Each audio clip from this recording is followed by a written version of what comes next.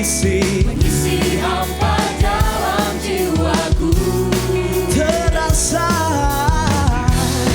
dingin di hati. ku bertanya kemanakah kasih yang ku perlukan, cinta sejati. Menerbitkan pelangi di Sama-sama katakan ku dengar kamu bersorak hatiku. sekarang ku tahu Ku berharap engkau besertaku. memanggil namaku. I'm home with you, bersamamu Yesus sahabatku.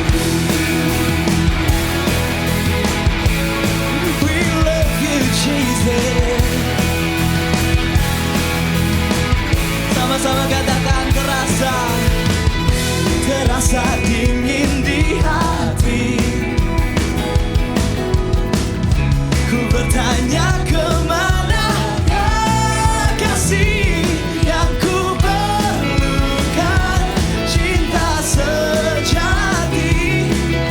Menerbitkan pelangi di hati. Oh, ku dengar Kamu bersorak hatiku. sekarang ku tahu Ku berharap engkau besertaku. memanggil namaku. I'm home with you, bersamamu Yesus sahabatku.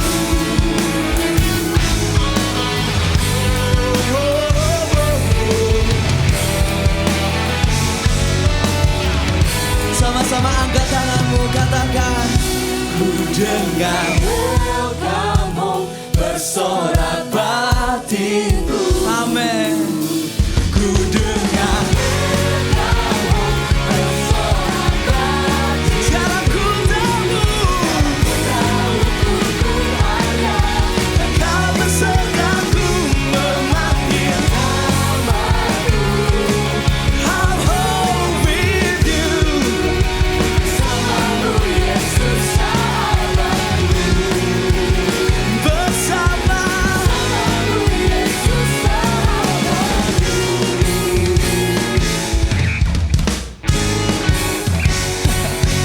Haleluya.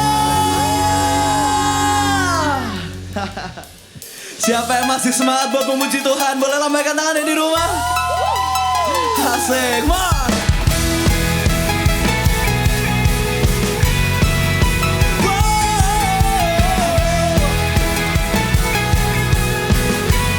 Sama-sama katakan satu nama yang besar, hanyalah namamu. Engkau gunung batu kami Tuhan. Gunung batu kekuatan. Amin.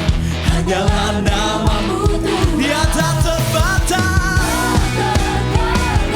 Kuasamu, dia ajaib dan hebat. Angkat tanganmu, Mo. Kami bawa pujian, nyanyian kemenangan, masuki gerbangmu, hati kami bersuka. Amin. Come on. Tangan kami terangkat, sorakan kemenangan. Terpujilah namamu Yesus. Jalan Raja.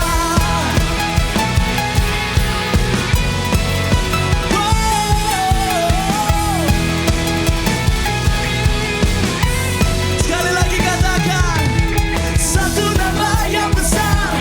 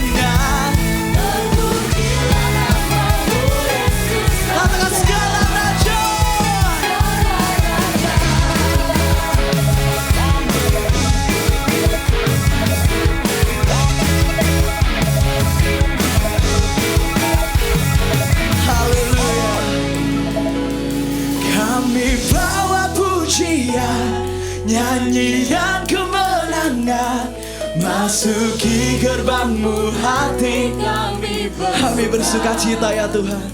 Tangan kami terangkat, sorakan kemenangan. Terpujilah namamu.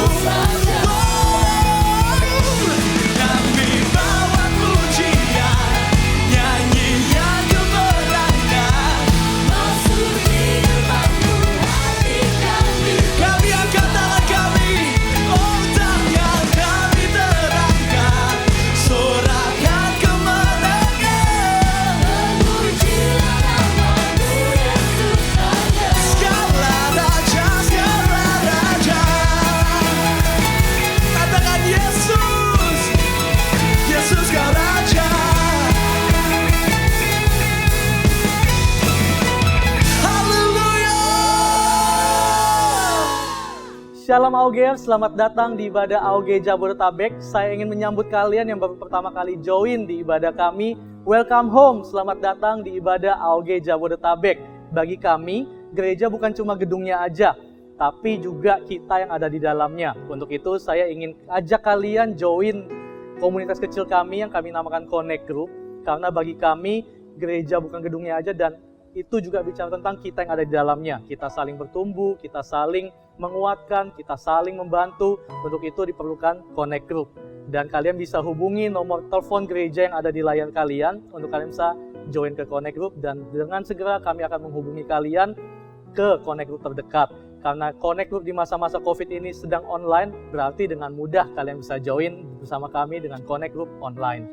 Dan karena ini adalah minggu pertama, saya mau mengajak kita persiapkan persembahan dan perpuluhan yang terbaik. Kalian bisa transfer ke rekening gereja yang tertera di layar gadget kalian. Mari kita berdoa. Terima kasih Tuhan untuk kesempatan kami hari ini mengembalikan perpuluhan dan memberikan persembahan kepadamu Tuhan. Terima kasih buat kepercayaanmu, buat setiap berkat-Mu yang telah Engkau berikan dalam hidup kami. Berdoa lewat persembahan dan perpuluhan yang ada Tuhan. Sungguh-sungguh kerajaan-Mu semakin diperlebar di kota ini Tuhan. Berdoa biar hati-Mu disenangkan lewat persembahan dan perpuluhan kami. Terima kasih Tuhan, di dalam nama-Mu kami berdoa dan mengucap syukur. Amin. Lalu ada pengumuman selanjutnya, minggu depan adalah minggu perjamuan kudus. Karena itu persiapkanlah roti dan anggur di rumah kalian masing-masing. Karena ibadah kita dilakukan secara online dan perjamuan kudus juga secara online. Kalau kalian nggak punya roti dan anggurnya, bisa kalian ganti dengan biskuit, lalu sirup, atau teh, atau air putih, atau apapun itu. Dan persiapkanlah sebelum ibadah dimulai supaya kita bisa mengikuti ibadah dengan nyaman di minggu depan. Dan jangan lupa join ibadah lagi minggu depan. Happy Sunday, God bless you.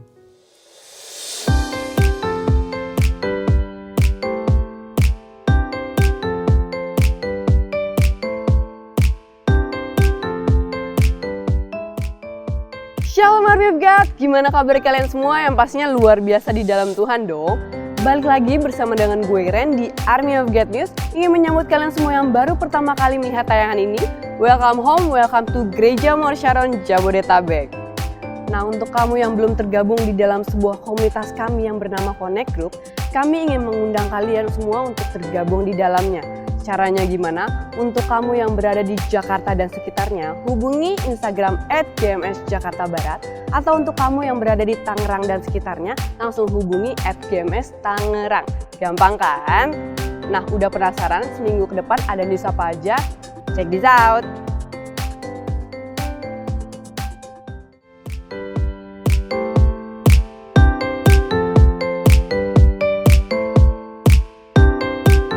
Bagi Anda yang ingin memberikan persembahan, Anda dapat melakukannya secara cashless dengan scan QR Code di HP Anda melalui aplikasi BCA Mobile, Sakuku, OVO, Dana, GoPay, ShopeePay, dan Link Aja. Atau Anda bisa transfer melalui rekening BCA di nomor rekening sebagai berikut untuk Gereja Muar Sharon Jakarta Barat dan Gereja Muar Sharon Tangerang. MSJ atau My Spiritual Journey adalah kelas pengajaran dasar kekristenan untuk membangun kehidupan rohani Anda menjadi kuat. Karena itu bagi Anda yang belum ikut, kami mendorong Anda untuk mengikuti kelas ini. Pendaftaran MSJ 1 dibuka mulai hari Minggu 28 Juni 2020 sampai Minggu 12 Juli 2020. Kelas akan diadakan secara online pada hari Sabtu tanggal 18 Juli 2020 dan 25 Juli 2020. Untuk mengikuti kelas MSC1 dan kelas susulan MSC1, Anda bisa mendaftarkan diri secara online melalui aplikasi GMS Church. Mari segera daftarkan diri Anda. Akan diadakan AOG Teen Special Weekend Switch On pada hari Sabtu dan Minggu tanggal 11 dan 12 Juli 2020 pukul 4 sore secara online. Bagi kalian yang memiliki adik, kerabat, dan kenalan dengan rentang usia grade 8 hingga 12, mari dorong mereka untuk mengikuti acara ini agar mereka semakin diperlengkapi dan bertumbuh ke arah Kristus. Bagi kalian jemaat Army of God, jangan lewatkan Army of God online service yang diadakan setiap minggunya khusus bagi kalian AOG Teen dan Youth Gereja Muar Sharon Jabodetabek. Kalian juga bisa mengajak keluarga kalian untuk beribadah bersama dalam ibadah umum untuk family dan profesional muda. Dan tidak lupa juga ibadah Eagle Kids untuk kalian yang memiliki adik, keponakan atau kerabat berusia 2 hingga 12 tahun. Kami mendorong kalian semua untuk mengajak mereka terhubung dalam ibadah online Eagle Kids sesuai dengan level usia mereka, yaitu All Star untuk anak berusia 2 hingga 5 tahun, Super Trooper untuk anak dari grade 1 hingga grade 3, dan Voltage untuk anak dari grade 4 hingga grade 7. Ibadah Army of God, ibadah umum, dan ibadah Eagle Kids dapat diakses pada link berikut. Minggu depan adalah Minggu Perjamuan Kudus. Anda dapat mempersiapkan roti dan anggur, atau Anda juga bisa menggunakan minuman lain jika anggur tidak tersedia di tempat di mana Anda berada. Mari persiapkan diri Anda untuk menerima tubuh dan darah Kristus. Sekian Army of God minggu ini. Have a blessed day. Gereja Muar Sharon Jabodetabek making disciples transforming lives. Bye-bye.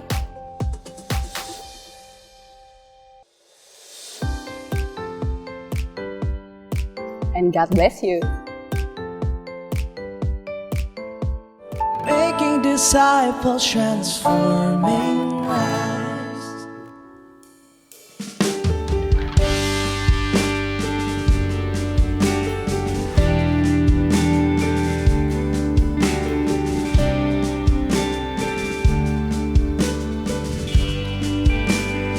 Kami mau menyembah Engkau ya Tuhan. Kami mengundang Engkau ya Roh Kudus. Kami mencintai-Mu.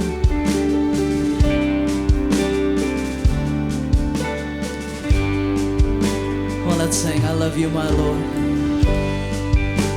I love you my Lord. Only you that I need. When I see your face, When I see your face,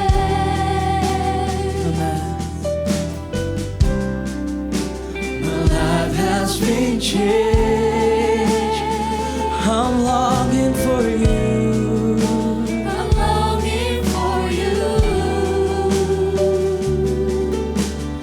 Longing for your presence, Lord. To be closer to you. That is my heart desire. Holy Spirit, I love you, Lord. Let me see you face to face. Oh, Holy Spirit, Holy Spirit, I love you, Lord. Let me see you face to face. let me see you face to face. Oh, when I sing, I love you. I love you, my Lord. Only you that I need. Only you that I need. It's when I see your face. When I see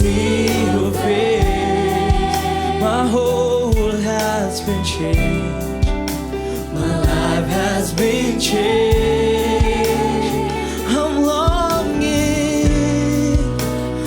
longing for you.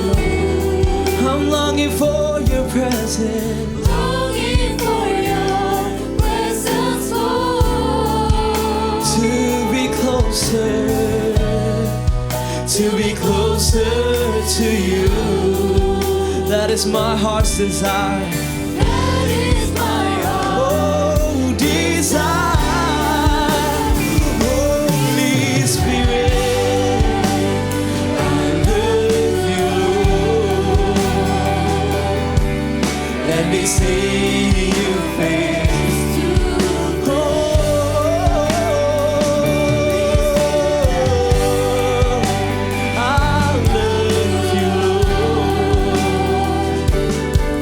Let me see you face. katakan dengan hatimu, Holy Spirit. Oh, Holy Spirit, I love you, Lord. Let me see you face to face. Oh, Holy Spirit, I love you, Lord. Let me see you. Oh, Holy Spirit, I love you, Lord. Let me see you face. Oh, Holy Spirit, let me see you face to face, to face. Oh, let me see you face to face. Oh, we miss you, Lord, how we miss you. Kami rindukan Engkau.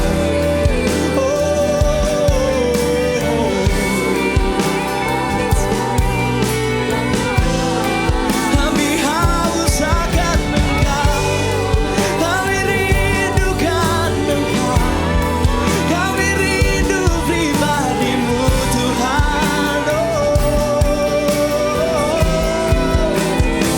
Kami rindu Engkau ya Roh Kudus. Iralaya namataya. Isharalaya namota. Iramo. Irapataya dalaya. Iralaya namonalaya namorala. Iralaya namokamataya. Iralaya nama. Isharamaya nama. Ikaralaya namorala. Iralaya namataya. Isharalaya namaka. Iralaya nama. Arakataya. In every moment I need you. In every moment I miss you. How I love you, Holy Spirit. How I love you. How I love you, Holy Spirit. How I love you, Holy Spirit. Oh.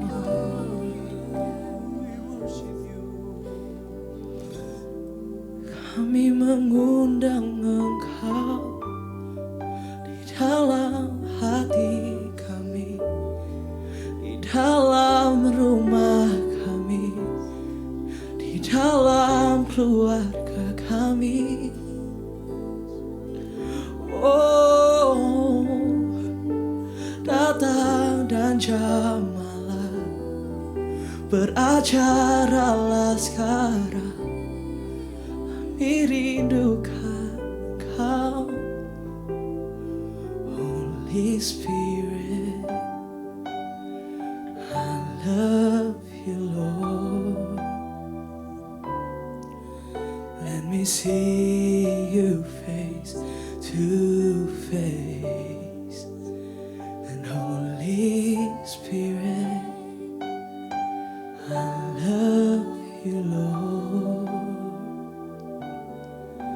Let me see you face to face. Sing one more time.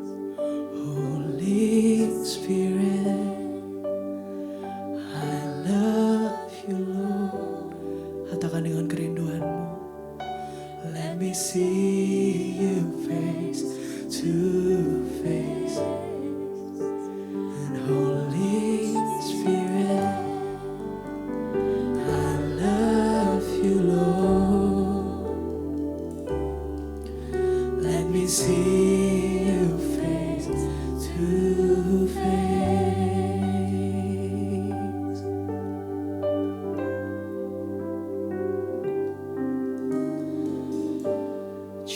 Jesus, I love you. Jesus, I love you. So though the seasons may change, still your love will remain. Jesus, I love you.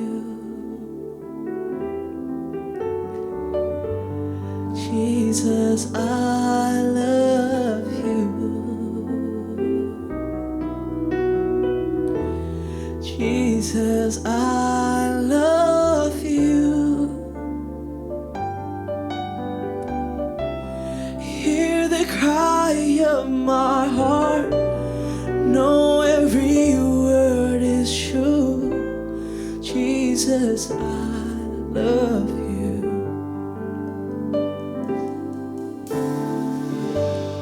Jesus, I love you. Jesus, I love you.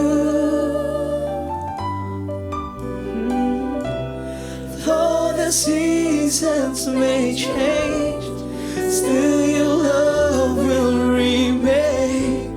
Jesus, I love you. Jesus, I love you. How I love you, Lord. Jesus, I love you. Hear the cry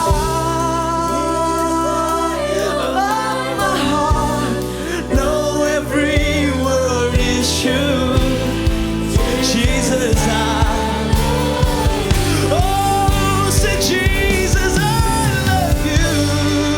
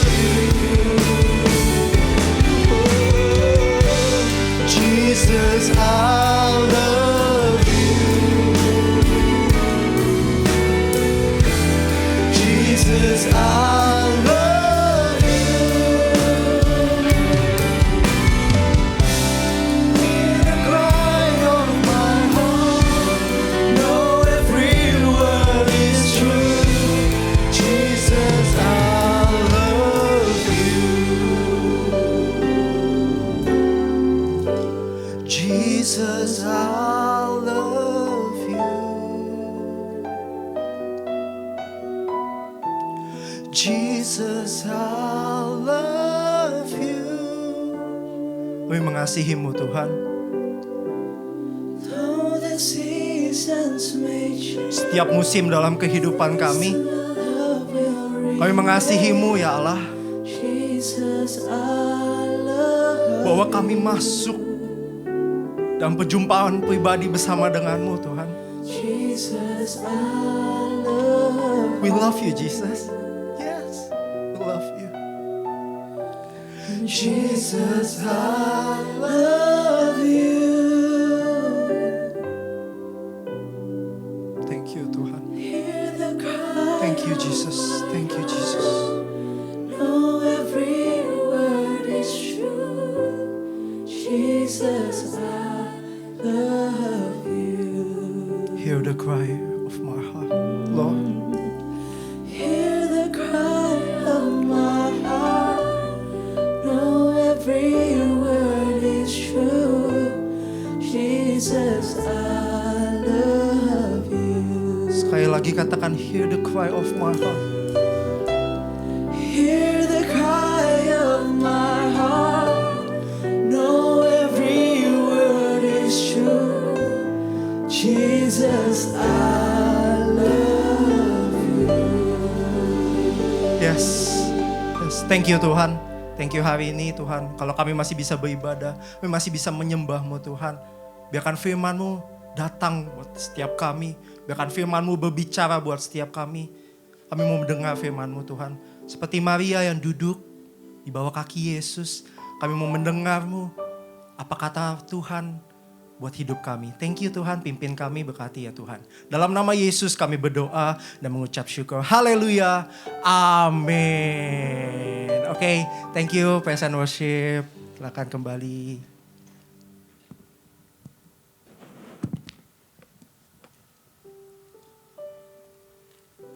Ya, Shalom Army of God. Nah, saya senang banget bisa kembali beribadah bersama-sama dengan kalian walaupun secara online ya. Tapi saya percaya gak ada jarak dalam hadirat Tuhan. Kuasa Tuhan tetap bisa menjamah sampai ke setiap rumah, sampai ke setiap tempat di mana kalian berada. Gitu. Nah, saya perkenalkan diri dulu. Nama saya Friendly. Saya biasa dipanggil Ajun gitu ya. Panggilnya Ajun. Saya melayani sebagai coach di Army of God dan juga sekarang bekerja di Gereja Mawar Siaran juga sebagai staff finance dan juga staff pustaka Raja Wali. Nah, hari ini kita akan bahas sebuah topik yang relate dan sangat dekat banget dalam kehidupan kita. Yang terjadi bukan hanya di satu atau dua bagian dalam kehidupan kita, tapi sepanjang hidup kita akan mengalami ini, yaitu tentang kesibukan dan tentang kemalasan. Dan biasanya kita akan mengalami ini saat awal-awal kita mengawali hari gitu ya. Pas pagi-pagi kita akan mengalami yang namanya aduh males banget buat bangun, aduh males banget. Dan ini terjadi bukan di satu dua dalam kehidupan kita, tapi terjadi sepanjang kita hidup kita pasti ngalamin ini. Nah, sebelum saya bahas lebih jauh mengenai tentang kemalasan, kita sama-sama buka firman Tuhan dulu yuk. Di Matius 25 ayatnya yang ke-14 dan 30. Saya akan baca cukup panjang dan saya minta teman-teman yang ada di rumah baca bersama-sama dengan saya ya. Oke, Matius 25 ayat ke-14 sampai ke-30. Sebab hal kerajaan sorga sama seperti seorang yang mau bepergian ke luar negeri, yang memanggil hamba-hambanya dan mempercayakan hartanya kepada mereka. Yang seorang diberikan 5 talenta, yang seorang lagi 2 dan yang seorang lagi 1. Masing-masing menurut kesanggupannya, lalu ia berangkat. Segera pergilah hamba yang menerima 5 talenta itu, ia menjalankan uang itu lalu beroleh laba 5 talenta. Hamba yang menerima 2 talenta itu pun berbuat hamba yang menerima 2 talenta itu pun berbuat demikian juga dan berlaba 2 talenta. Tetapi hamba yang menerima 1 talenta itu pergi dan menggali lubang di dalam tanah, lalu menyembunyikan uang tuannya. Lama sesudah itu pulanglah tuan hamba itu lalu mengadakan perhitungan dengan mereka. Hamba yang menerima 5 talenta itu datang dan ia membawa laba 5 talenta. Katanya, Tuan, 5 talenta Tuan percayakan kepadaku. Lihat, aku telah beroleh laba 5 talenta. Maka kata tuannya itu kepadanya, baik sekali perbuatanmu itu, hai hambaku yang baik dan setia. Engkau telah setia dalam perkara kecil, aku akan memberikan kepadamu tanggung jawab dalam perkara yang besar.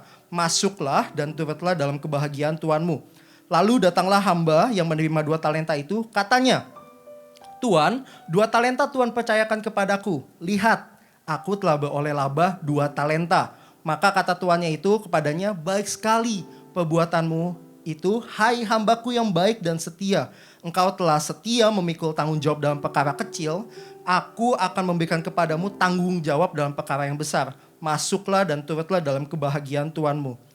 Kini datanglah juga hamba yang menerima 1 talenta itu dan berkata, Tuan, aku tahu bahwa Tuan adalah manusia yang kejam, yang menuai di tempat di mana Tuan tidak menabur dan yang memungut dari tempat di mana Tuan tidak menanam. Karena itu aku takut dan pergi menyembunyikan talenta Tuan itu di dalam tanah. Ini terimalah kepunyaan Tuan. Maka jawab tuannya itu, hai kamu hamba yang jahat dan malas. Jadi kamu sudah tahu bahwa aku menuai di tempat di mana aku tidak menabur dan memungut dari tempat di mana aku tidak menanam. Karena itu sudahlah seharusnya uangku itu kau kuberikan kepada orang yang menjalankan uang, supaya sekembaliku aku menerimanya serta dengan bunganya. Sebab itu ambillah talenta itu daripadanya dan berikanlah kepada orang yang mempunyai 10 talenta itu. Karena setiap orang yang mempunyai, kepadanya akan diberi, sehingga ia berkelimpahan. Tetapi siapa yang tidak mempunyai, apapun juga yang ada padanya akan diambil daripadanya. Dan campakkanlah hamba yang tidak berguna itu ke dalam kegelapan yang paling gelap. Di sanalah akan terdapat ratap dan kertak gigi. Ada 3 orang hamba yang punya 5 talenta, 2 talenta, dan 1 talenta. Tapi ada 2 respon yang berbeda. Antara hamba yang punya 5 talenta itu, hamba yang punya 5 talenta dan 2 talenta dengan hamba yang punya 1 talenta. Dikatakan di Alkitab seperti ini. Hamba yang 5 dan 2 talenta itu segera pergi. Ayat ke-16. Segera pergilah hamba yang mempunyai 5 talenta itu.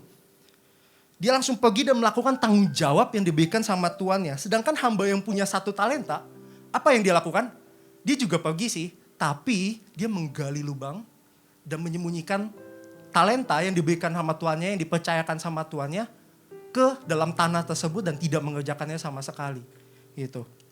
Kemudian hamba yang beroleh 5 talenta dan 2 talenta, setelah dikerjakan, dia memperoleh labanya, datang kepada tuannya dan dikatakan, baik sekali perbuatanmu. Kayak gitu. Tapi hamba yang 1 dikatakan, hai kamu hamba yang jahat dan malas. Tahukah kalian bahwa kemalasan adalah kejahatan?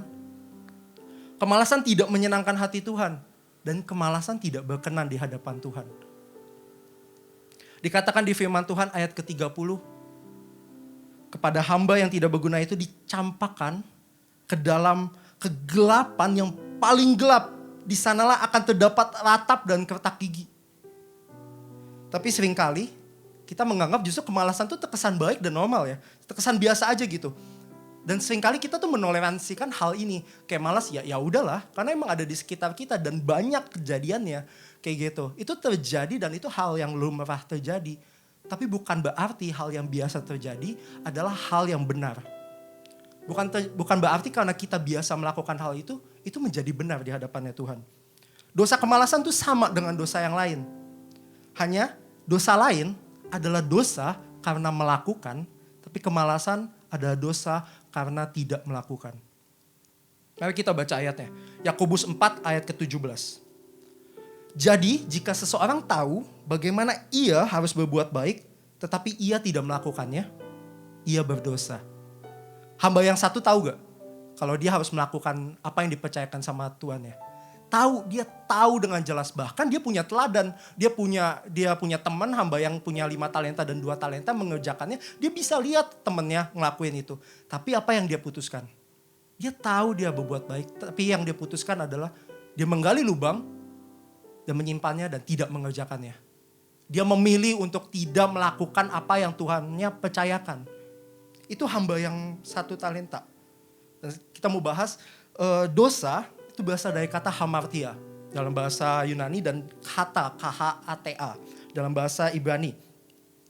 Yang artinya sederhana, yaitu gagal atau meleset. Jadi artinya gagal dan juga meleset kayak gitu. Ibarat sebuah anak panah ya. Kalau misalnya saya ibaratin sebuah anak panah gitu, busur anak panah yang saya tarik kayak gitu dan saya arahkan kepada 1 buah papan gitu, papan bulat gitu ya. Papan bulat dan yang ada warnanya, warna merah, warna putih gitu. Kalau makin tengah tuh makin tepat gitu. Ibaratnya kalau misalnya kita main game point gitu, 10, 30 makin ke tengah tuh makin gede poinnya. 100 kalau misalnya kena warna merah yang ada di tengah kayak gitu. Itu tepat. Tapi dosa itu meleset, dia tuh nggak tepat sasaran. Dia nggak menuju kepada sasaran yang harusnya dia kenakan kayak gitu ya. Nah, simpelnya adalah dosa itu membuat kita gagal sampai tujuan atau gagal mengenai tujuan, gagal sampai ke rencana Allah. Dan dosa kemalasan pun sama, ia gagal sampai tujuan dan gak pernah sampai ke tujuan. Kenapa? Karena dia gak pernah melemparkan anak panah itu. Kayak gitu. Dia gak pernah sampai ke tujuan. Kenapa? Karena dia gak pernah melakukan satu langkah pertama, gak pernah kayak gitu. Ataupun kalaupun dia melakukan satu langkah pertama, dia akan berhenti di tengah jalan. Lack of consistency kayak gitu. Nggak ada konsistensi dan nggak ada disiplin kayak gitu. Seperti yang saya tadi katakan, kita tuh menganggap bahwa kemalasan ini sangat hal yang normal kayak gitu. Dan sangat bisa diterima di kalangan kita. Nggak seperti dosa yang lain. Kayak dosa yang lain tuh jahat banget gitu. Misalnya mencuri, membunuh, kayak berzina kayak gitu. Itu dosa yang jahat banget. Kayaknya itu jahat banget kayak gitu. Tapi kalau malas, ya udahlah ya malas. Kan udah biasa, gue juga malas-malasan di rumah kayak gitu. Itu hal yang lumrah kayak gitu, itu hal yang biasa. Tapi dikatakan bahwa dosa kemalasan itu dosa yang jahat. Dan berujung pada apa? Kegelapan yang paling gelap. Di sana hanya terdapat kertak gigi kayak gitu dan ratapan. Dosa malas adalah dosa yang sama besarnya dengan dosa-dosa yang lain. Kayak gitu, itu menghalangi supaya kita mencapai rencana Allah dalam hidup kita. Dan punya efek yang sama, punya sifat yang sama. Setiap dosa punya efek yang sama, yaitu mengikat. Dosa malas juga mengikat kita, kayak gitu.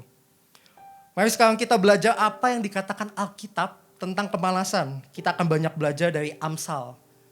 Dan sebagian besar penulis Amsal adalah Raja Salomo. Raja yang begitu berhikmat, raja yang begitu pintar dalam mengelola segala sesuatu. Dan saya kagum banget sama Salomo. Karena dia hebat banget. Cara dia mengelola apa yang dipercayakan. Wah, hebat banget kayak gitu. Dan dia tulis sebagian besar Amsal. Dan di Amsal banyak banget subjek-subjek yang ada. Misalnya saya kasih contoh. Di Amsal ada tertulis orang bebal. Ada orang yang jahat. Orang bijak. Si pemarah. Dan Amsal 31 kita bisa nemu istri yang cakap. Tapi ada satu subjek yang kita akan bahas dan kita kupas tuntas. Yaitu si pemalas. Kayak gitu. Saya akan kasih kepada teman-teman ciri-ciri orang yang malas. 4 ciri orang yang malas. Kita buka dulu ya di Amsal 26 ayat 13 sampai 16. Kita akan kupas satu-satu ya. Ayat ke-13 dulu. Berkatalah si pemalas, ada singa di jalan, ada singa di lorong. Kayak gitu. Nah, buat jelasin lebih lanjut, ini ayat yang sinonim yang sama. Amsal 22 ayat 13. Si pemalas berkata, ada singa di luar, aku akan dibunuh di tengah jalan.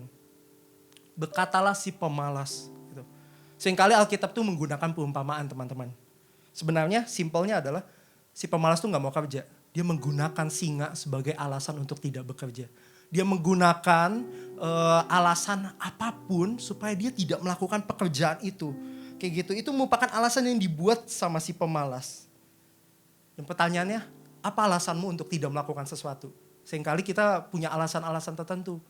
Tugasnya terlalu susah, dosennya aneh, dosennya nggak jelas, kayak gitu. Dan alasan yang paling biasa, yang bahkan itu normal terjadi dan sering banget terjadi adalah masih ada waktu. Kan bisa besok, kan bisa nanti malam. Kayak gitu. Dan biasanya nanti menjadi tidak pernah. Later becomes never. Kayak gitu. Yang nanti-nanti itu malah ujung-ujungnya malah kita tuh gak mengerjakan hal itu. Kayak gitu. Apakah kita demikian? Jika iya, maka sebenarnya kitalah pemalas yang ditulis di Alkitab. Kayak gitu. Orang yang malas punya 1001 alasan untuk tidak melakukan sesuatu. Tapi orang yang rajin punya 1001 alasan untuk melakukannya. Kayak gitu. Itu perbedaannya. Kita lanjut ya.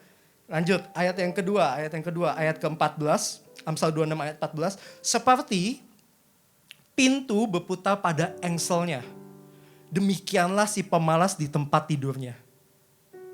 Ini juga merupakan satu perumpamaan sih. Kayak ini menggambarkan pintu engsel. Pintu engsel yang bergerak sih, muter sih dia. Kalau pintunya dibuka dia muter. Tapi dia selalu kembali ke tempat dia berasal. Kembali lagi. Akhirnya karena pintu harus tertutup dia kembali lagi kayak gitu. Dan diibaratkan sebagai si pemalas yang lagi tidur. Kayak gitu, dia di tempat tidurnya saya ngebayangin biar teman-teman simpel. Dia lagi tidur nih, dia lagi hadap kanan, lagi posisi kanan tidur enak-enak. Dan ternyata di sebelah kirinya ada alarm yang menyala. Akhirnya dia balik badan dan pencet satu tombol yang sangat disukai orang pemalas, yaitu namanya snooze button. Kayak gitu. Dan itu biasa kita lakukan ketika kita baru bangun tidur. Aduh berisik banget sih, gue gak mau bangun dulu. Aku gak mau bangun dulu, ini masih terlalu pagi kayak gitu. Kita pencet snooze button. Mungkin bisa 5 menit, bisa 10 menit, bisa 15 menit. Gak tahu, tergantung pengaturan HP-nya teman-teman. Kayak gitu. Dan jika kita hitung-hitungan, kita hitung-hitungan ya. Satu kali snooze button misalnya saya perumpamaan sekitar 10 menit lah ya. 10 menit. Satu hari kita ketika bangun pagi-pagi kita pencet 1 kali. Kayak gitu. Dan ternyata kita rutin ngelakuin itu.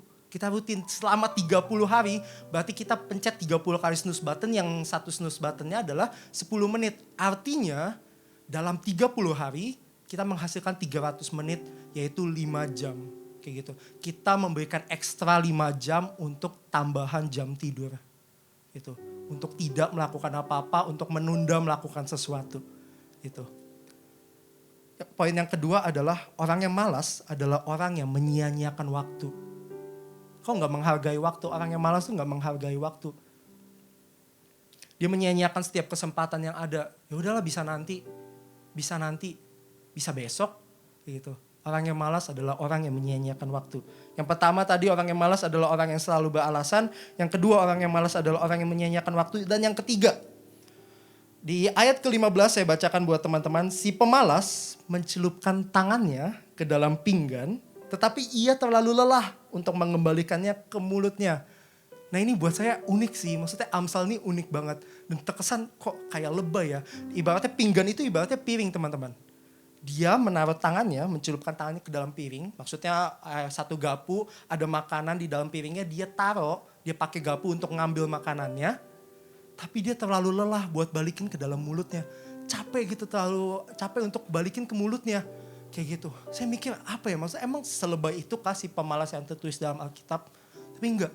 Sederhananya adalah si orang yang malas, ciri-ciri orang yang malas adalah orang yang tidak menyelesaikan apa yang ia mulai. Dia mulai sih, dia ngelakuin sesuatu sih, dia pakai gapunya dan dia tusuk makanannya. Tapi dia gak menyelesaikan itu masuk sampai ke mulutnya. Apakah akan kenyang kalau dia melakukan itu? Enggak. Gitu. Apakah akan sampai ke tujuannya? Enggak, kayak gitu. Amsal menggambarkan ada seseorang yang ngambil makanan tapi enggak menyelesaikannya, kayak gitu. Orang yang malas, orang yang enggak bersungguh-sungguh dalam mengerjakan sesuatu.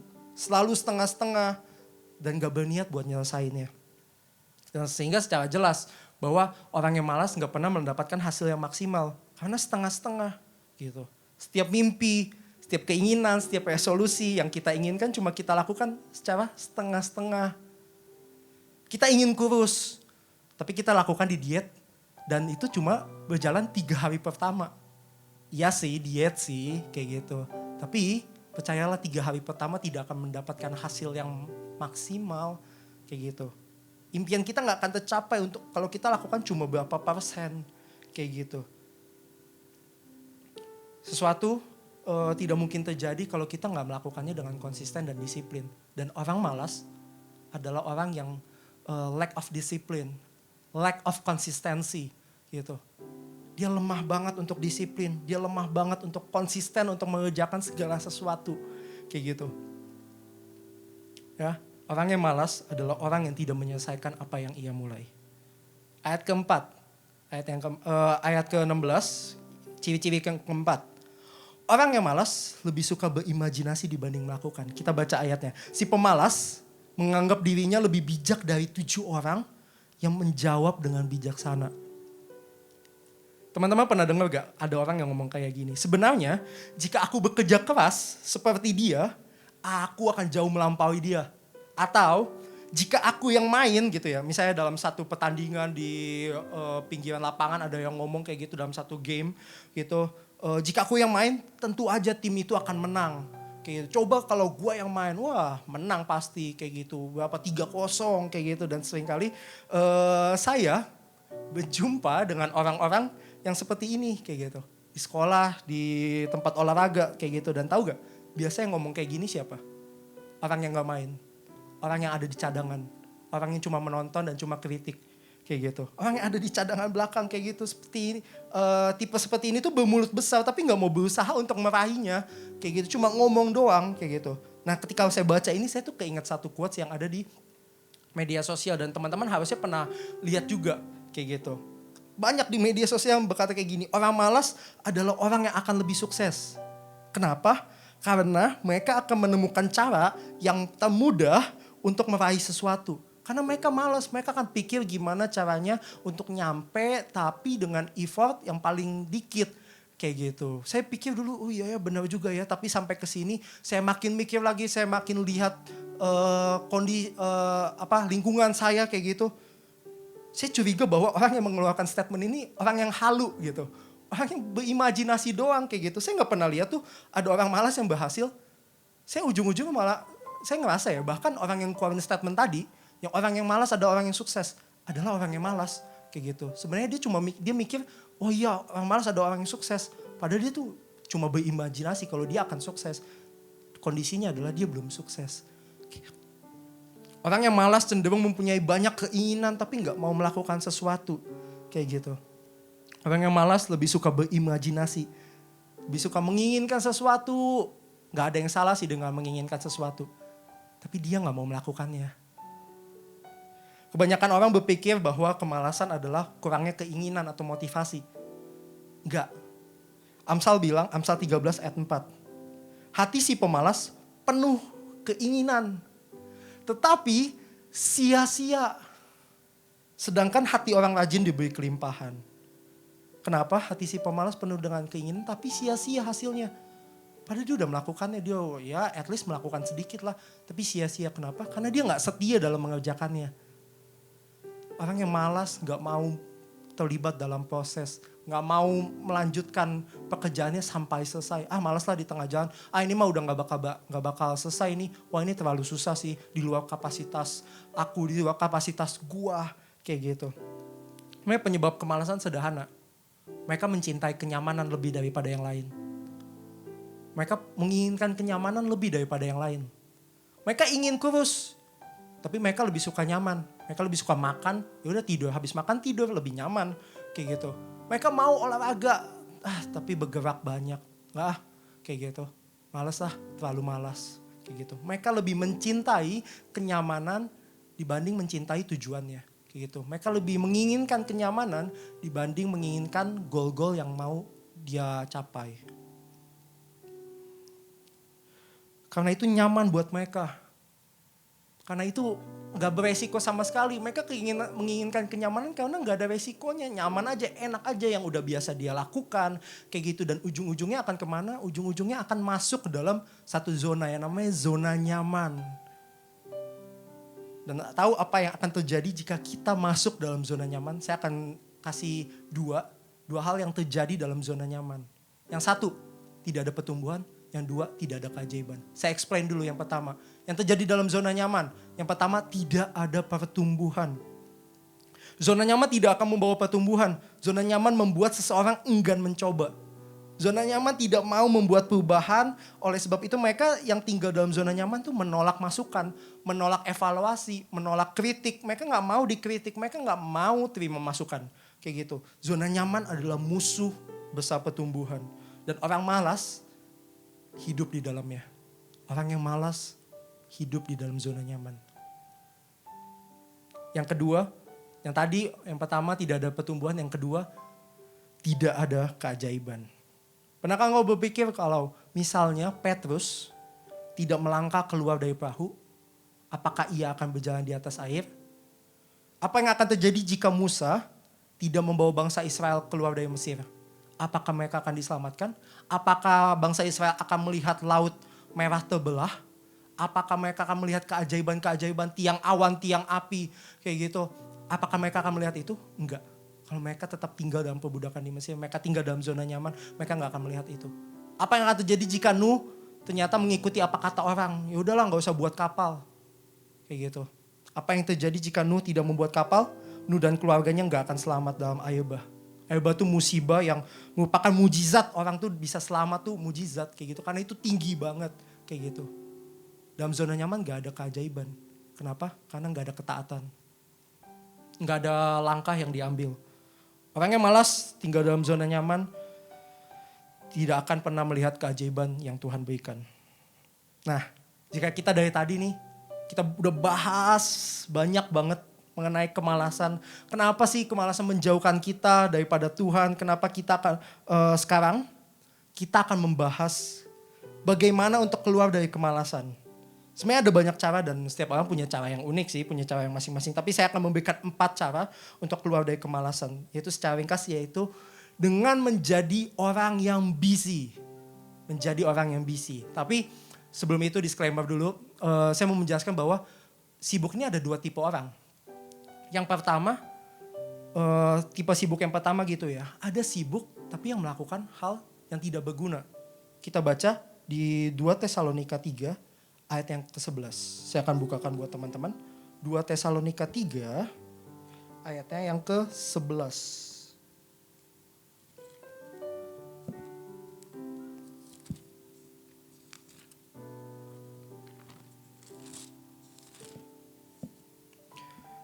Kami katakan ini karena kami dengar bahwa ada orang yang tidak tertib hidupnya dan tidak bekerja, melainkan sibuk dengan hal-hal yang tidak berguna. Saya ulang sekali lagi, 2 Tesalonika 3 ayat 11. Kami katakan ini karena kami dengar bahwa ada orang yang tidak tertib hidupnya dan tidak bekerja, melainkan sibuk dengan hal-hal yang tidak berguna. Apakah orang yang malas bisa sibuk? Bisa banget. Dia tuh bisa sibuk banget loh teman-teman. Kayak gitu. Tapi dia melakukan hal yang tidak berguna. Kayak gitu. Berarti saya perumpamaan Marta dan Maria. Kayak gitu. Marta sibuk sih. Kayak gitu. Tapi bukan itu yang Tuhan ingini. Marta melakukan hal yang bagus kok. Dia mempersiapkan perjamuan, mempersiapkan makanan untuk Tuhan. Kayak gitu. Tapi Maria memilih bagian yang terbaik. Yaitu duduk di dalam kaki Yesus. Yesus ketika datang ke rumah Marta dan Maria, maksudnya adalah simple. Mau Marta dan Maria itu duduk di kaki Yesus, mendengarkan Yesus. Bukan berfokus sama hal-hal yang lain. Kayak gitu. Dan pertanyaannya, apakah kita sekarang sibuk melakukan hal-hal yang tidak berguna, yang bukan panggilan Tuhan, yang bukan rencana Tuhan, yang bukan tujuan Tuhan? Apakah kita sibuk dengan hal-hal itu? Perlu jadi evaluasi buat setiap kita. Kayak gitu. Dan juga saya akan memberikan yang satu lagi tadi yang pertama adalah orang yang busy, orang yang sibuk dengan hal-hal tidak berguna. Tapi yang satu lagi adalah orang yang sibuk tapi dengan hal-hal yang benar. Hal-hal yang berkenan di hadapan Tuhan. Yaitu busy, B-U-S-Y. B yang pertama adalah be productive. Be productive. Cara untuk keluar dari kemalasan adalah menjadi orang yang hidup dengan produktif. Kita harus sadar bahwa kita bekerja tuh bukan karena uang. Kita bekerja bukan karena ada lapangan pekerjaan, kayak gitu. Sorry yang tadi yang soal uang, emang seorang bekerja patut mendapat upah. Karena itu memang haknya kayak gitu. Tapi itu bukan tujuan utama bekerja teman-teman. Kita bekerja bukan karena uang, kita bekerja bukan karena ada lapangan pekerjaan. Kita bekerja karena kita dipanggil untuk bekerja. Kita bekerja karena kitalah pekerja. Kayak gitu. Kita dipanggil untuk bekerja. Kayak gitu. Efesus 2 ayat 10. Karena kita ini buatan Allah. Diciptakan dalam Kristus Yesus untuk melakukan pekerjaan baik. Yang dipersiapkan Allah sebelumnya. Ia mau supaya kita hidup di dalamnya. Diciptakan dalam Kristus Yesus untuk melakukan pekerjaan baik. Produktif adalah kemampuan untuk menggunakan waktu yang ada 24 jam dalam sehari. Untuk mengerjakan hal-hal yang baik. Seperti yang dikatakan di Efesus 2 ayat 10. Untuk melakukan pekerjaan baik. Kayak gitu. Tapi masalahnya seringkali orang yang gak produktif bukan masalah kurangnya waktu. Tapi kurangnya kemampuan mengelola waktu. Apa yang harus kita lakukan untuk menjadi produktif? Simple, semuanya dimulai dari our daily routine. Atau rutinitas kesehariannya kita. Gitu. Seperti contohnya apa? Misalnya ya saat teduh, ikut kelas sekolah atau ikut kelas kuliah, kayak gitu, tugas dan pekerjaan, kayak gitu. Kalian bisa membuat list hal-hal rutin yang ada. Yang kalian ya mandi jam berapa, makan jam berapa, kayak gitu, kelas dari jam berapa sampai jam berapa, kayak gitu. Dan setelah kalian lakukan itu semua, baru lakukan hal-hal yang fokusnya adalah membangun diri kalian. Contohnya apa? Contohnya adalah olahraga, baca buku, dan misalnya kalau kalian CGL, kalian bisa telepon anak-anak CG, bangun hubungan dengan orang lain. Kalau misalnya kalian creator, bikin konten, dan lain-lainnya. Kemudian jika ada sisa waktu, kalian bisa pakai untuk hobi kalian. Misalnya main games, nonton, segala macam. Dan itu juga nggak mengambil jam tidur kalian, atau jam istirahat kalian, kayak gitu. Melakukan rutinitas itu bukan hal yang jelek loh teman-teman. Justru karena rutinitas itu nolong kita untuk menghasilkan sesuatu. Rutinitas membantu kita untuk memproduce sesuatu, untuk menghasilkan sesuatu kayak gitu. Saya percaya bahwa setiap hari itu berharga. Setiap hari adalah pemberiannya Tuhan, setiap hari adalah karunia yang dikasih sama Tuhan. Oleh sebab itu, setiap hari itu layak untuk dimaksimalkan. Karena itu pemberiannya Tuhan gitu. Dan ini kita sama-sama belajar teman-teman. Saya juga belum sempurna di hal ini, tapi saya mau berjalan bersama Tuhan dalam hal ini. Saya mau diproses sama Tuhan dalam hal ini. Kayak gitu, makanya kita sama-sama belajar ya. Lanjut, B yang pertama tadi be productive. Yang kedua, huruf yang kedua, U. Unwilling to compromise. Atau berkata tidak pada kompromi.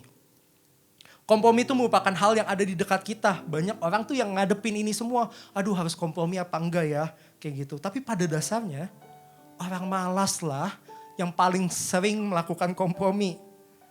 Dan satu-satunya cara untuk melawan kompromi adalah dengan membuat komitmen. Dengan komitmen seseorang akan menyelesaikan pekerjaannya. Dengan komitmen seseorang akan tidak setengah-setengah dalam bekerja. Dengan komitmen seseorang akan cepat memulai dan cepat menyelesaikan. Dan dengan komitmen, kemalasan akan hilang. Kenapa? Karena komitmen lah yang membawa kita dari awal sampai pada tujuan. Sampai kepada garis akhir. Dan karena komitmen lah Yesus yang dari lahir, kemudian taat sama Tuhan. Dia tetap berjalan bersama-sama dengan Bapaknya. Sampai akhirnya di atas kayu salib. Kayak gitu, dia tetap berjalan walaupun memikul kayu salib yang berat itu sampai ke bukit Golgota. Karena komitmen lah Tuhan tetap taat sama Bapa di sorga. Kita butuh mengambil komitmen dan mengingat komitmen kita setiap hari. Untuk hidup jauh dari kemalasan. Dan pertanyaannya, maukah engkau mengambil komitmen untuk hidup jauh dari kemalasan? Maukah engkau mengambil komitmen untuk menjauhi dosa kemalasan ini? Atau engkau jangan-jangan terlalu malas untuk membuat komitmen. Karena engkau takut, aduh kalau aku komit nanti juga aku gagal. Kayak gitu, aku juga nanti ujung-ujungnya aku gak berhasil. Kayak gitu. Engkau gak mencoba, tapi engkau udah menspekulasi hasilnya. Kita harus mencoba teman-teman, kita harus lakukan langkah pertama. Kayak gitu. Yang ketiga, S, start doing, langkah pertama. Tadi B, be productive. U, unwilling to compromise. Dan yang S, start doing. Tadi di Amsal 13 ayat 4 dikatakan hati orang malas penuh dengan keinginan. Tapi sia-sia. Kenapa sia-sia? Karena keinginannya tuh gak pernah tercapai. Dia gak pernah melakukannya. Karena dia gak pernah lakukan satu langkah awal. Dia gak pernah mencoba melakukannya itu. Di Matius 25, kita tadi ayat yang kita baca. Hamba yang punya 5 talenta ini dikatakan segera pergi. Matius 25 ayat 16, segera pergilah hamba yang mempunyai 5 talenta itu. Dia langsung pergi teman-teman ketika dia dipercayakan apa yang dipercayakan sama tuannya. Dia tidak duduk diam karena memang karena tuannya keluar negeri dan masih lama, masih bisa santai-santai dulu. Enggak, tapi dikatakan di ayat ke-16, segera pergilah hamba yang mempunyai 5 talenta itu. Dan hamba yang punya 2 talenta berlaku demikian. Berbuat demikian juga. Kayak gitu. Kata segera artinya tidak menunda-nunda lagi. Kata segera artinya tidak menunggu. Kayak gitu. Dan hamba 5 talenta ini berfokus untuk menyelesaikan apa yang dipercayakan kepadanya. Perencanaan penting gak? Penting kayak gitu. Walaupun kesannya dia segera pergi. Kayak gitu. Tanpa perencanaan dong. Perencanaan perlu kayak gitu. Bukan berarti tanpa perencanaan. Bukti dia dapat laba 5 talenta adalah bukti bahwa dia menguasai hal tersebut. Perencanaan itu penting juga kayak gitu. Orang malas pun juga melakukan perencanaan. Tapi bedanya adalah orang rajin itu mempersiapkannya dengan matang. Orang yang malas pun juga berencana untuk hari esok. Tapi orang yang rajin mempersiapkan hari esok. Dan juga kata tuannya tadi, baik sekali perbuatanmu, hai hambaku yang baik dan setia. Engkau telah setia dalam perkara kecil. Aku akan memberikan kepadamu tanggung jawab dalam perkara besar. Masuklah dan turutlah dalam kebahagiaan Tuhanmu. Jadi sebenarnya apa yang dipercayakan sama tuannya itu sebenarnya perkara-perkara yang kecil. Karena dia telah setia. Yang 5 talenta dan 2 talenta telah setia dalam perkara kecil. Tapi pertanyaannya, hamba yang 1 talenta dipercayakan perkara kecil, dia tetap tidak mengerjakannya. Seringkali orang yang malas, ini kan gampang, bisa nanti aja, bisa nanti malam. Ini kan gampang, 5 menit juga selesai, kayak gitu. Seringkali kita menyepelekan hal itu. Walaupun ya perkara kecil kayak gitu. Tapi orang rajin adalah orang yang setia dalam perkara kecil.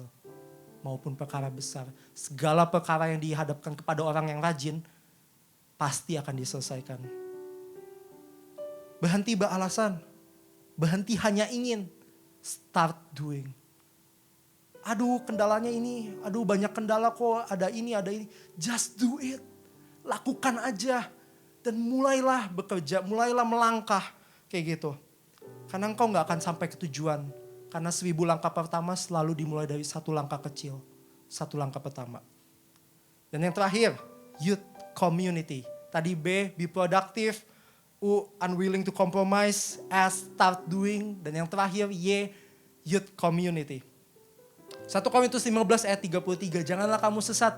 Pergaulan yang buruk merusak kebiasaan yang baik. Tapi jika saya boleh balik sedikit. Pergaulan yang baik merusak kebiasaan yang buruk. Komunitas yang benar akan mengubah kebiasaan-kebiasaan buruk kita. Dan cara untuk mengatasi kemalasan adalah bergaul dengan orang-orang yang selalu berorientasi untuk bertumbuh. Yang orientasinya adalah tujuan. Lingkungan sangat bisa membentuk karakter kita. So saya sangat rekomendasikan kalian untuk join dalam komunitas kita, Connect Group.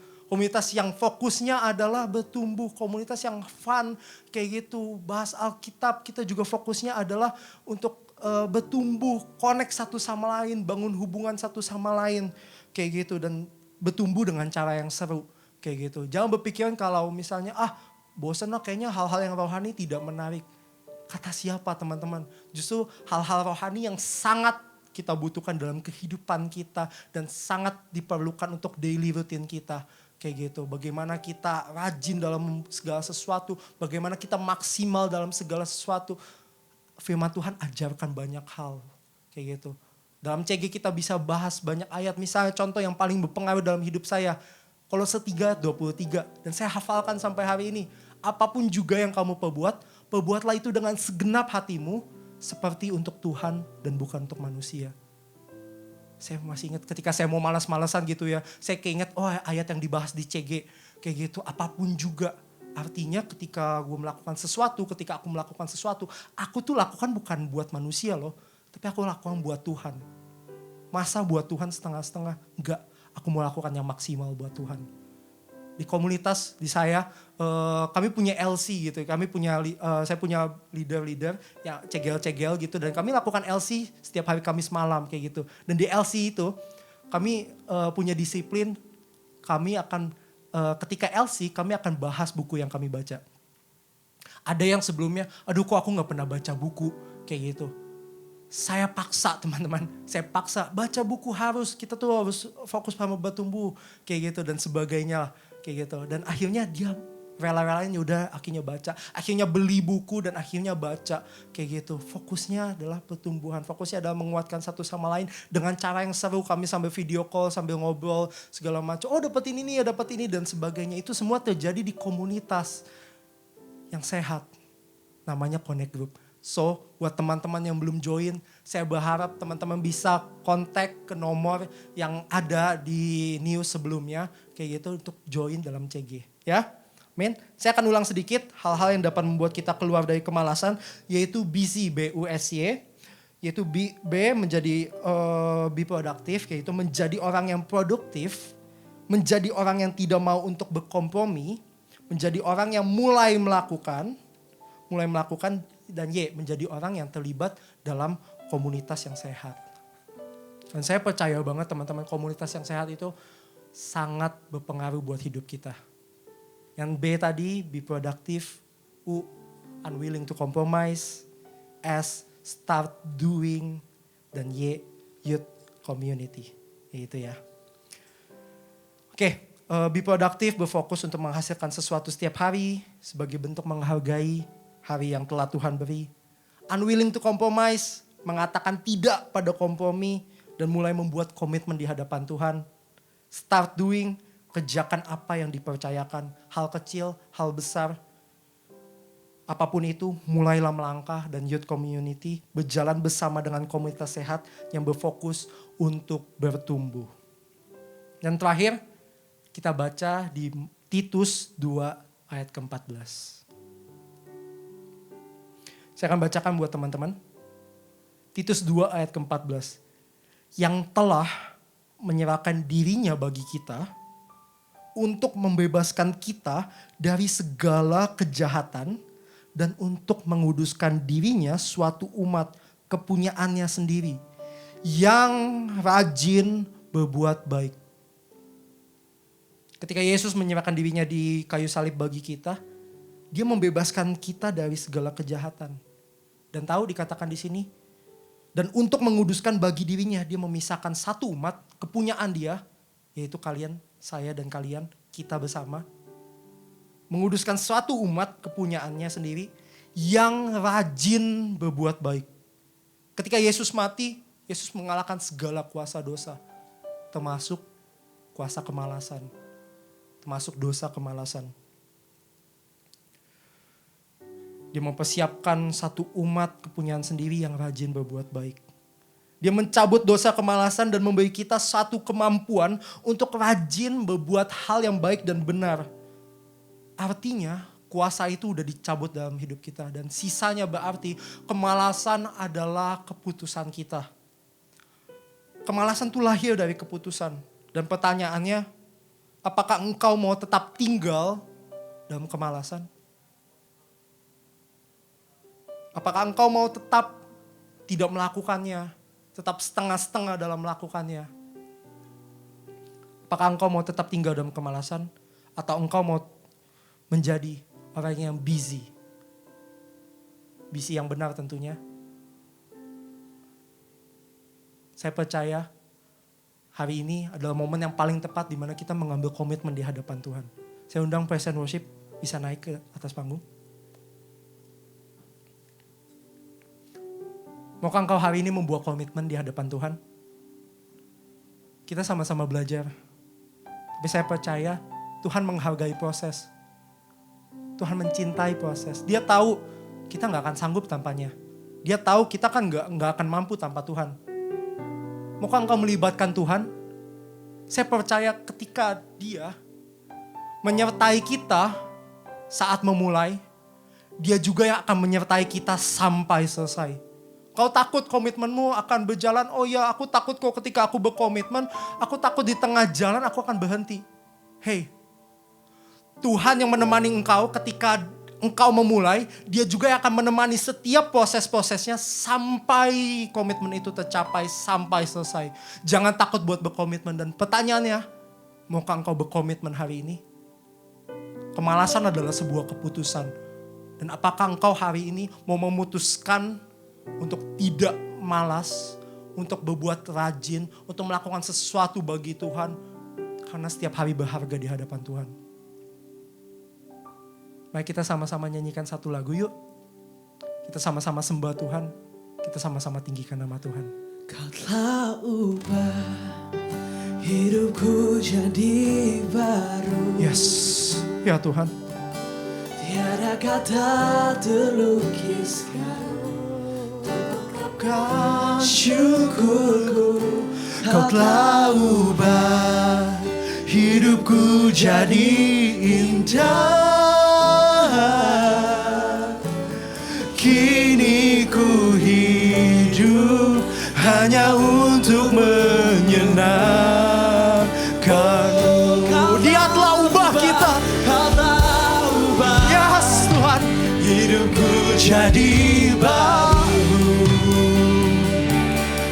Tiada kata terlukiskan untuk ungkapkan syukur. Kau telah ubah hidupku jadi indah. Kini ku hidup hanya untuk mengingat.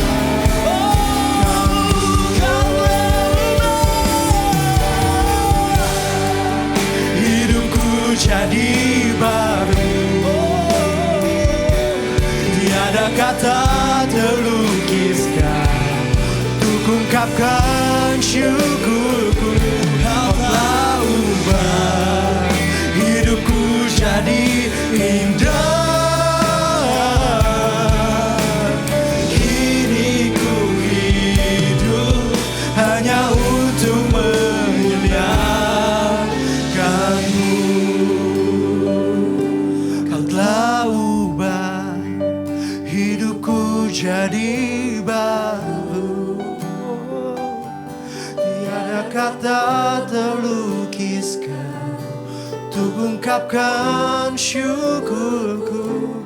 Kau telah ubah hidupku jadi indah.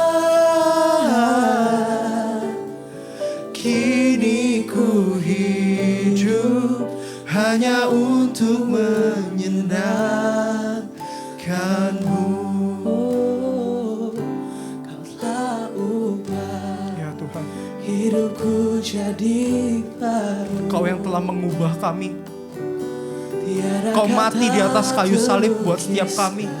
Mencabut setiap dosa yang ada, termasuk dosa kemalasan kami. Kau telah Kau berjuang begitu berat, hidupku begitu jadi jauh indah. buat setiap kami Tuhan.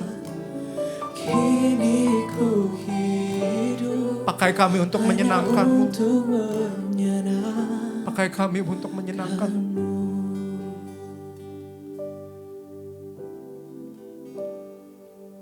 Ada satu cara, ada satu mindset yang saya pakai untuk menghadapi kemalasan.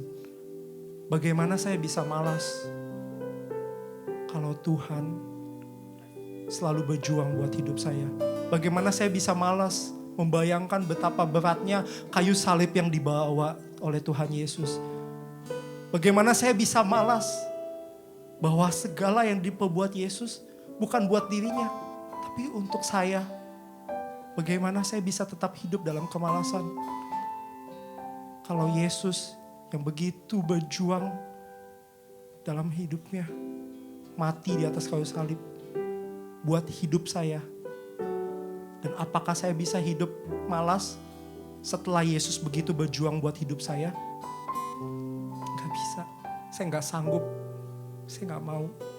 Dan saya gak mau mendukakan hati Tuhan lebih jauh lagi. Maukah engkau bersama-sama dengan saya? Kita membuat komitmen hari ini untuk hidup benar, hidup sungguh-sungguh yang fokusnya adalah menyenangkan hati Tuhan. Maukah engkau membuat komitmen bersama dengan saya?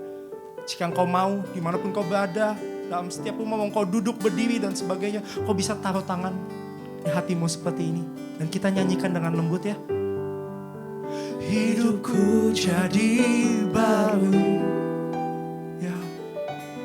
Tiada kata terlukiskan untuk ungkapkan syukurku. Kau telah ubah hidupku jadi indah. Kini ku hidup hanya untuk menyenangkan-Mu. Tuhan, aku berdoa untuk orang-orang yang menaruh tangannya di dada. Kami mau berkomitmen Tuhan. Komitmen kami sederhana.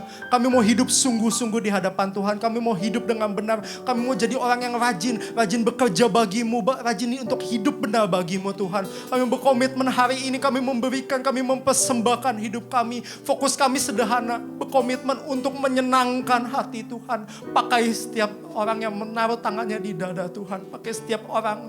Tuhan, Kau yang jamah, Kau yang tahu isi hatinya. Dan aku berdoa Tuhan hari ini kami mau buat komitmen di hadapan hadapan Tuhan. Dan kami percaya bersama dengan Tuhan kami memulai dan bersama dengan Tuhan kami akan menyelesaikannya Tuhan. Di dalam nama-Mu. Thank you Tuhan, thank you dalam nama Yesus. Oh, Kau telah ubah hidupku jadi tiada kata Untuk ungkapkan syukurku. Kau telah ubah hidupku jadi indah. Kini ku hidup Kini ku hidup hanya untuk memuliakan-Mu. Kau ubah hidupku jadi baru. tiada kata terlukiskan untuk ungkapkan syukurku. Kau telah ubah hidupku jadi indah. Kini ku hidup hanya untuk memuliakan-Mu.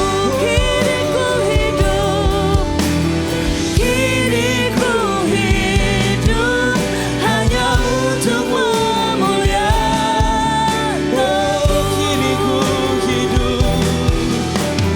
Kini ku hidup hanya untuk memuliakan-Mu. Berapa banyak dari Anda yang diberkati oleh firman Tuhan hari ini bisa lambaikan tangan kalian dimanapun kalian berada dan taruh tanganmu di hati. Terima kasih Tuhan untuk firman Tuhan yang kami sudah dengar hari ini. Kami percaya bahwa setiap kata, bahwa setiap apa yang kami dengar, biar itu tidak menjadi kata-kata yang berlalu begitu saja. Tapi sungguh kami mau simpan dalam hati kami. Kami mau ya Bapa menjadi pelaku-pelaku firman Tuhan. Kami mau ya Bapa menghidupi panggilan Allah dalam hidup kami. Karena kami tahu bahwa Engkau memegang masa depan kami. Kami mau mengambil komitmen yang baru. Ya Tuhan, untuk kami bekerja, untuk kami lebih giat lagi Tuhan mengikut Engkau, mengerjakan apa yang menjadi tanggung jawab kami, mengerjakan apa yang jadi kepercayaan Tuhan dalam hidup kami dan kami mau berbuah di dalamnya. Terima kasih ya Bapa, terima kasih Tuhan, kami bersyukur untuk firman Tuhan yang kami dengar hari ini, yang percaya bahwa mengubahkan setiap kehidupan kami. Terima kasih ya Bapa, mari sama-sama angkat tanganmu dimanapun kalian berada dan hari ini terimalah berkat yang terbaik dari Allah Bapa, cinta kasih dari Yesus Kristus. Dia yang telah mati di kayu salib untuk menebus setiap dosamu dan dosaku, membuat kehidupan kita jadi baru, membuat kita hidup berkemenangan di dalam Tuhan. Dan terimalah juga berkat dari Allah Roh Kudus yang menyertaimu, yang menemani hari-harimu, apapun keadaanmu hari ini. Tuhan menolongmu, Tuhan ada bersama-sama dengan engkau, memberikan kekuatan. Roh Kudus yang selalu menghibur, menemani, memberikan kekuatan, menuntun hidupmu untuk semakin hari semakin serupa dengan Kristus. Terima kasih ya Bapa, terima kasih Tuhan, kami terima berkat ini di dalam nama Yesus. Kami berdoa mengucap syukur. Sama-sama yang percaya katakan haleluya, amin. Jesus loves you and God bless you.